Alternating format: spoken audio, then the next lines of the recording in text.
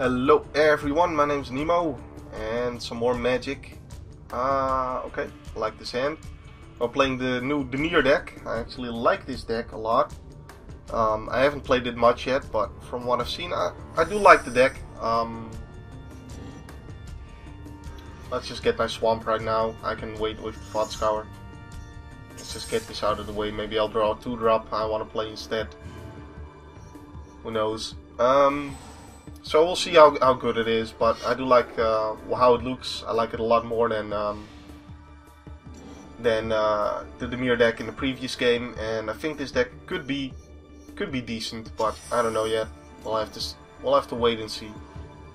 Let's just throw his cards in the graveyard, I guess. I don't know. Maybe I should mill myself here, because his deck does have some recursion in it with the. With some of the Eldrazi, they do get cards out of his graveyard, so maybe I should have milled myself. But luckily I only milled lands in his deck, and that's actually pretty useful. So we'll see how this matches up against his deck. I don't know. I mean, his deck is obviously dangerous, and my deck isn't fast enough to kill him before his big guys come out. So there is that. I think I want to just play my Chittering Rats right now and delay his draws a little bit. Chittering Rats is a really good card. 3 mana, 2/2. When Chittering Rats enters the battlefield, target opponent puts a card from his or her hand on top of his or her library. We can't see what the card is, but all we know is he's not drawing anything new here. He's just drawing that card again, which is good. I might have wanted to wait with Thoughtscour to Thoughtscour away that card from the top of his library, since I mill him with it, but since he still had 4 cards in hand, I mean, he could have just put the worst card of his hand in his library, and that wouldn't have really helped. This guy gets bigger when he controls 8 or more lands, which he doesn't yet. So he might next turn. But what I'm gonna do is play Mark of the Vampire here, make my guy a little bigger, and give it lifelink. Now it's a 4/4, and it can actually attack past his Woodborn Behemoth. I don't want to stay back for blocks, because if this guy does get to be an 8/8 next turn, I don't want to be chomping it. So, and the 1 damage from the Farhaven Elf is unlikely to be relevant. So there's that. So it's his turn again. Let's see what else he has. Probably more ramp. One can only expect. Did he draw? He didn't draw land off that. That's good for me. And he's getting another land here, so he's at 6 lands now. It's also pretty good for him. I kind of wish this was the other card that actually discards at this point, instead of the one that draws me cards, because my hand is looking decent. I just want him to not be able to draw something huge. Oh, Lobotomy. Look at that. Yeah, that's pretty sweet. I'm gonna attack for 4 first, and then I'll get to look at his hand and exile a card from his hand, and all the other cards in his deck, graveyard, etc. That share a name with it. So let's do him. Let's see. So he has Fierce Empath, he has Primeval Titan, and he has All Is Dust. So we want to definitely get rid of all of his Primeval Titans. That's pretty good. Alright. So both his Primeval Titans are gone now. So he does have Fierce Empath and Turn to Dust, which sucks, because Fierce Empath gets him a card. He plays it right now. When it enters the battlefield, he can search his library for a creature card with converted mana cost 6 or greater, reveal it and put it into his hand, and shuffle his library. But luckily I got rid of all of his Primeval Titans, so he can't get that. He gets Vigor, since that's a 6-drop, which he can actually play. And he does have the Turn to Dust, so if he, if he's in trouble, then he can play that. I did exile his Titan, so I can't get it with Beacon of Unrest, which is a shame. So let's divinate here. First of all, see if I draw another play that I want to make instead of Ravrat. And I got Last Gasp, which is interesting, but like I can, I want to probably play that on his Vigor, I guess. Yep. Alright, gonna chump block. At least I gain 4 life each turn now, so Until he plays the Vigor, I'm not in trouble, which he's gonna do next turn. Then the turn after that, is when I start actually being in trouble. He probably has something useless to discard here, I'm assuming. So Rampant Growth, well, not terribly useless. So it's worth discarding that. I would have been happy if he discarded Vigor, of course. Alright, so now I think this guy is Trample. If your damage would be dealt to a creature you control other than Vigor, prevent that damage, put a +1/+1 counter on that creature. For each 1 damage prevented this way. And when it put into a graveyard from anywhere, shuffle it into its owner's library. That sucks. Ooh. Stolen Identity. But I don't have anything that can actually attack right now. Alright. Let's play Doomsday Spectre. When this enters the battlefield, I can pick up a card. Which I'm gonna pick up the Ravrats. So I don't get to Beacon of Unrest this Vigor when I kill it, but I'm gonna stay back because it's gonna be obvious that I have a trick if I attack. So I'm gonna do it on my block step. But it is gonna be worth getting rid of that. And oh, Pelakka Wurm. Well, maybe he plays out his hand and I get to discard it. No, he's gonna just. Well, he doesn't have the land for it yet. So, that's good. He doesn't have the land to play his Pelakka Wurm, but he may just get one on top there. This is bad. Okay, so I can just kill that here. I think I'm going to. And then next turn I play Stolen Identity. And since I have a flyer now, I can actually attack and start copying things. So when this attacks... Oh, he played his last... Oh man, I get to discard him too. Yeah, when it deals common damage, look at the player's hand and choose a card from it. That player discards that card. Yay! And since he has... Oh shit, he has 7 cards now. Ooh, 7 land. Otherwise, this would have been too expensive for him to play. And I could have just made him top deck it each turn. That would have been great. But that's not the case, unfortunately. But I do get to... Okay, I'm gonna copy the Chittering Rats here. And I'm gonna encode it on this. And let's see what he's got in hand now. Maybe that's too expensive. Because then it's all as dust. Ooh, of course, I should have known that. Alright. Let's attack. So he's based to either... He's forced to either play All Is Dust or have to keep top decking that. Yes, I'd like to cast this, and now I'll get my own Vigor. Alright, so I can now just keep copying his dudes. And since he keeps top decking All Is Dust, he doesn't get to play Pelakka Wurm until he plays that. I think it would be worth it for him to just play All Is Dust now, yeah. Okay, so now he draws Pelakka Wurm, which I'm going to discard. Oh no, he didn't draw it yet. Oh no, he can just play it immediately. That's bad. Right, well, I do have Beacon of Unrest. And with that I can get back his Woodborn Behemoth.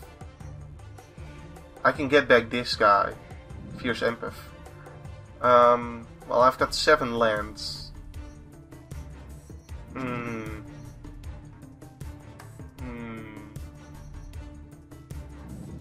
That's a tough one.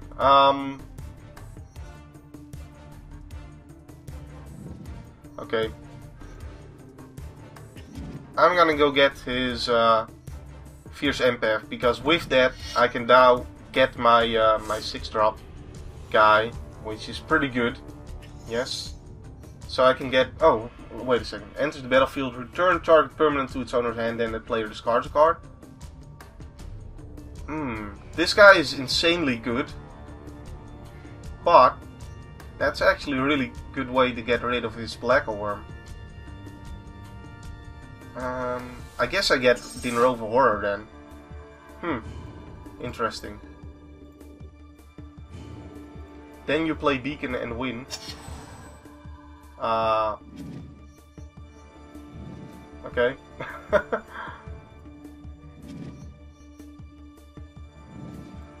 I guess he forgot he was going to draw. Wait, he didn't draw? Oh, something shuffled back in. Okay. There's one guy shuffled back into his library, which meant that he didn't... Oh, that's great. That's great. Ooh, nice. Okay, so we're going to play the Dinrova Horror here, I guess. Yeah, let's play the Dinrova Horror. Let's get a dude out now, and then I think it would be worth it to play Fool's Demise on my Dinrova Horror. Because then when he deals it, his guy I get to get him again, so that's pretty good. And he has a come into play effect, which is pretty good too. I forgot that he had to shuffle his library because Viger shuffled back in. So, didn't think of that. But let's see, I think I can actually kill him here because this deals 6 damage to him now. So, he loses 3 life. And I get to encode this on him, whatever. And we get to attack here. And he said GG. Sorry, there's so much going on, it's hard to explain everything. But Cipher means that I get to actually encode the card onto... I get to encode the card onto one of my creatures, and then whenever that creature deals combat damage to him, it gets played again. So that's basically what was going on there. But a lot of cards, and difficulty to explain all of them. But let's see if we can get another game with this. Alright, another game. I only have blue cards. Yeah. Okay, this seems good. This seems pretty good, because these are hopefully gonna guarantee me to draw some lands off of them, so... Alright. I don't have a turn 2 play, so right now I think I just want to play Island and then Fat Scour him. Is this guy also playing the ramp deck, or is he playing the mono green beach deck?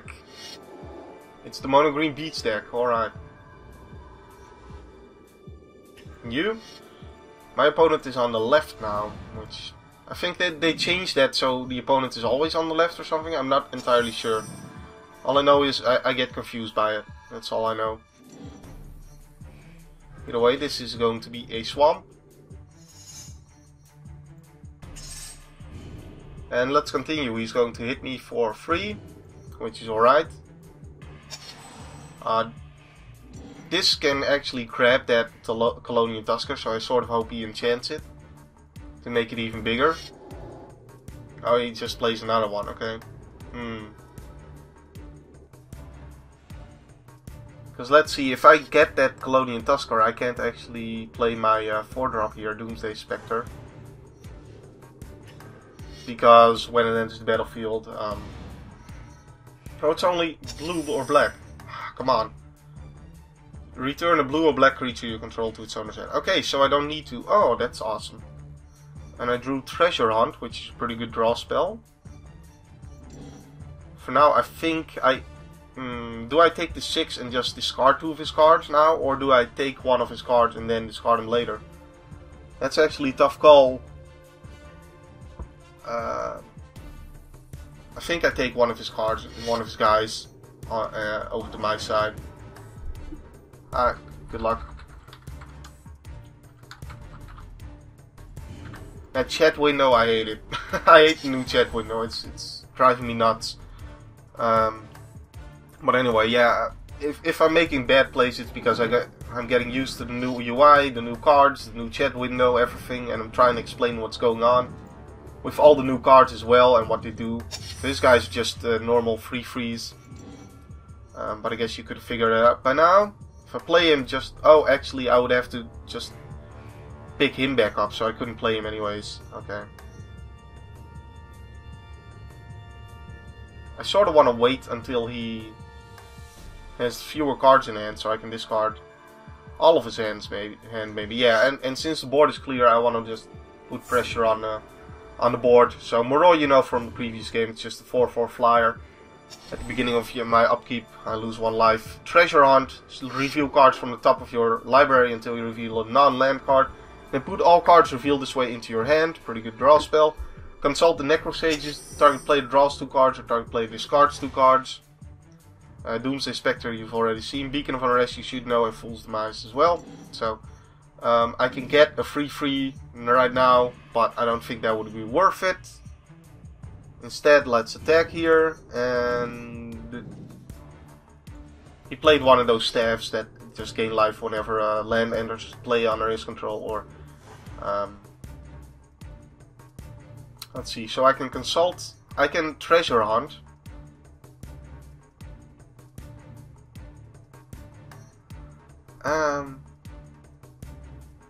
Let's actually play the Doomsday Spectre, because then I can keep discarding him.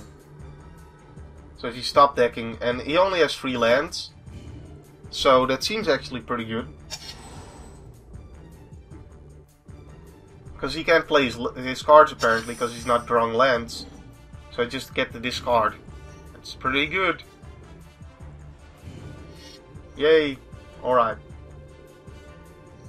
Now I guess I just play Moroi here. Let's see, so this guy's a 4 drop and this guy's a 4 drop. And I don't really have an answer for either of them. Maybe I just get rid of the overrun. Hard to say.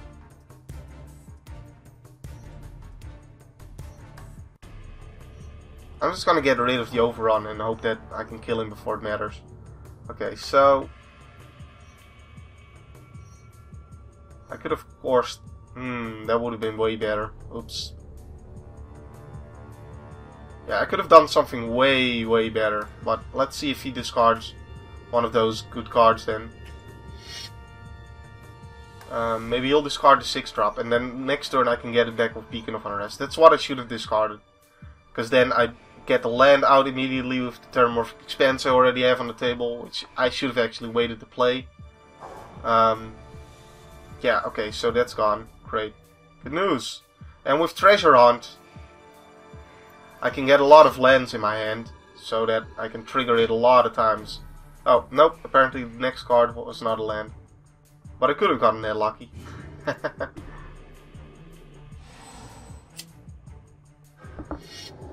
So it's a counter spell which you can't cast right now, and he drew that, apparently. So I'm gonna wait to pop this until, you know, that guy's on the table. That seems pretty good to me.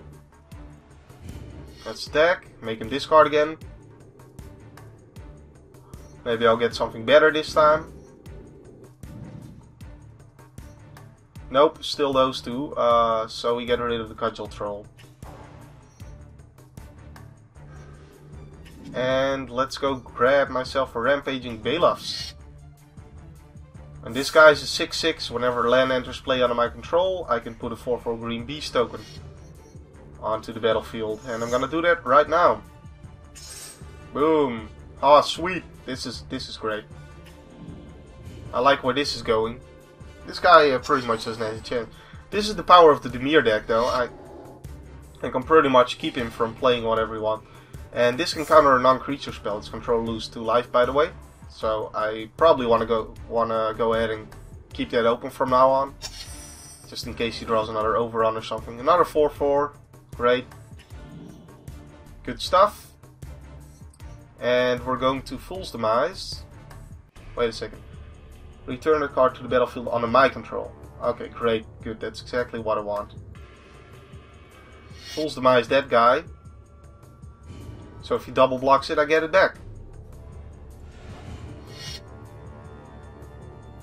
And we discard the last card in his hand as well. Wow. Yeah, I'm liking this Dimir deck. I'm really liking it. Especially, it may not be super powerful against the Illusion deck and the Ghoul, the Zombie deck. Or the, yeah, just get it back, dude. Oh, sweet. Or even the Evanescence to Glory deck, but against all the other decks that are slower than that, it should be pretty good. Get rid of that, get my Fool's Demise back. And if you play some way to get rid of my Rampaging Bailiffs, I can now just counterspell it. So, yay, he gains life. GG. Yeah, ridiculous. I'm liking this. I'm liking this. I'm liking this a lot. There we go. Getting the win. Alright, yeah, I was a bit skeptical about the Dimir deck at first, but I like how it works. And Lobotomy, I was... You know, the first time I looked at Lobotomy, let's actually look at it in the deck editor, but don't pay attention to the deck build because nothing's vital. But let's look at the Lobotomy because I wanted to talk about it a little bit. Let's see here. So this card, the first time I saw it, I was just like, you know, it's probably dead, etc, etc. Then I realized, well, I actually get to take a card out of his hand. And the rest is just cherry on top. But I get to take a card out of his hand and exile that. Which is ridiculous. Already in itself for 4 mana, that's pretty good. There are cheaper cards that do that. There's one in Sealed that you can open it, black that does that. But actually it makes him discard instead of exile. But this also gets rid of the rest of his stuff and the 2 extra mana. It's worth playing that. And the fact that you have this makes the fact that basically your removal is last gasps or stuff that doesn't permanently get rid of anything unless you do some kind of weird combo. But basically that makes the deck a whole lot better, that you can actually just get rid of those cards that you wouldn't otherwise be able to deal with. So I really like Lobotomy in this deck. I think it's great. So yeah, I like the deck. I'm excited to see how powerful it's going to be. So my name's been Nemo. My name will still be Nemo in the next video. Hope you guys enjoyed and have a wonderful day.